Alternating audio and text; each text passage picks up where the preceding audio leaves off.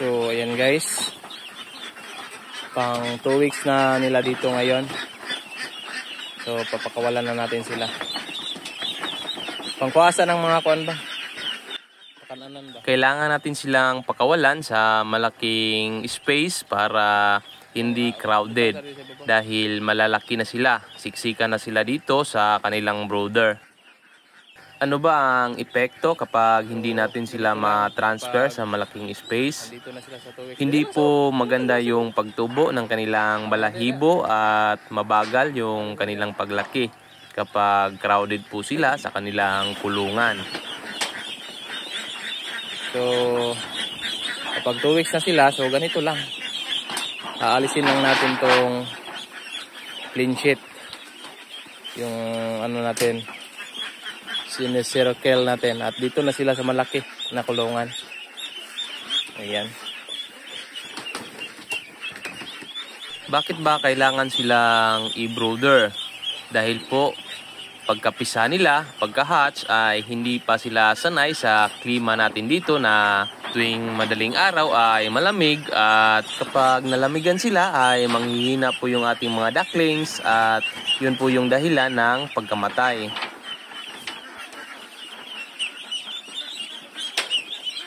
Ano bang binibigay natin na vitamins kapag ganitong mga edad? Kadalasan nating mga binibigay ay calcium, multivitamins, minerals para talagang maganda yung kanilang paglaki. Bukod sa mga nutrients na makukuha nila sa feeds ay binibigyan pa natin sila ng mga vitamins. Ano ba ang treatment natin sa kanila pagkabago nilang dating hanggang 2 weeks? Pagkadating, after natin silang ilagay sa brooder, i-relax muna natin sila ng 30 minutes. Tsaka natin bibigyan ng electrolytes. Ang electrolytes po ay pangpawala ng kanilang stress galing sa biyahe. Bibigyan natin sila pagkadating at pagka kinabukasan, bibigyan din natin. Buong araw po natin silang bibigyan ng electrolytes. After 2 to 3 days, kapag mayroong mga nangamatay, kailangan nating i-identify kung ano yung dahilan ng kanilang pagkamatay. Kung maraming mga nangamatay, titingnan natin kung bakterya ba yung kanilang dahilan ng pagkamatay. Kung bakterya naman yung dahilan ng kanilang pagkamatay, ay dapat bigyan natin sila ng antibacterial. Para maiwasan na mamatayan tayo dahil sa bakterya ay panatilihin nating tuyo yung kanilang flooring. Ano ba dapat gawin? Lagi nating lagyan ng Rysal kada umaga. Para sa akin, kung maaari, iwasan nating mabigyan sila ng antibacterial dahil nasa mga days old pa lang sila. Dahil naniniwala tayo na yung antibacterial ay isa din sa dahilan kung bakit mabagal yung kanilang paglaki. Tayo dito ay nagbibigay lang po tayo ng antibacterial kapag kailangan para ma-save natin yung ating mga ducklings. Kapag infected na sila sa bakterya ay doon tayo nagbibigay. Ano ba yung mga sign na ang mga ducklings natin ay bakterya yung ikinamatay nila? Unang-una, yung mag-twist yung kanilang liig. Infected po yan sila sa bakterya. Yung utak po yung na-damage niyan. Hindi na yan makakain ng maayos, makainom ng maayos, so hanggang sa mamatay yung ating ducklings.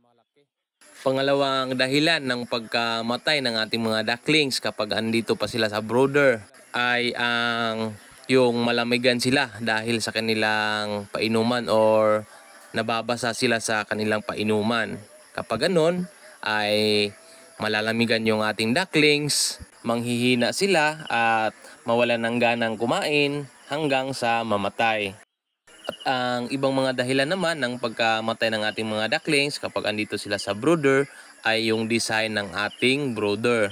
Sa atin dito ay pa-circle yung ating design para walang kanto. Dahil minsan ay kapag madaling araw ay malamig, magsisiksikan yan sila. Kapag mayroong kanto, doon yan sa kanto. Mako-corner sila doon sa kanto at yung kawawa ay yung nasa ilalim kasi nga magsasapawan yan, magdadaganan. So, posible din na yun ang dahilan ng pagkamatay ng ating mga ducklings. Paano natin maiiwasan na malagasan yung ating mga ducklings sa ganyang style na brooder, lalo na yung mga naka-hanger type na brooder at yung square yung kanilang design. Kung maaari, lagyan natin ng division na yung pwede nating ilagay na laman ay nasa mga 40 to 30 heads para maiwasan talaga natin na malaki yung volume ng kanilang stampede or yung pagdadaganan nila. Kung nakahanger yung inyong mga brooder ay kailangan talaga natin ng ilaw para sa umaga or sa gabi ay medyo may init dahil sa ilaw. Itong sa atin ay lapag type na brooder, so hindi na natin na kailangan ng ilaw dahil tinatabunan lang natin ng trapal. At yung kanilang beadings ay risal. So makakreate na po yun ng init sa ilalim. Anong sukat ng ating brooder dito? Yung circle na brooder natin. Equivalent po yun sa 4 feet by 4 feet. At ang laman noon ay nasa 40 heads na ducklings. Maluwag pa sila tingnan kapag nasa mga 1 day old pa lang sila or bago pa lang dating. At kapag mag 2 weeks na sila ay makikita natin na talagang sakto lang yung kanilang space. Bakit kailangang maluwag sila kapag nakalapag type na brooder? Para hindi sila prone sa mga ipot nila. Hindi daling magbasa yung kanilang flooring dahil sa ipot. Para maiwasan natin na ma-infected sila sa bakterya. Sa hanger type naman na brooder, sa 4 feet by 4 feet, pwede natin lagyan ng 50 heads na ducklings at lagyan natin ng ilaw.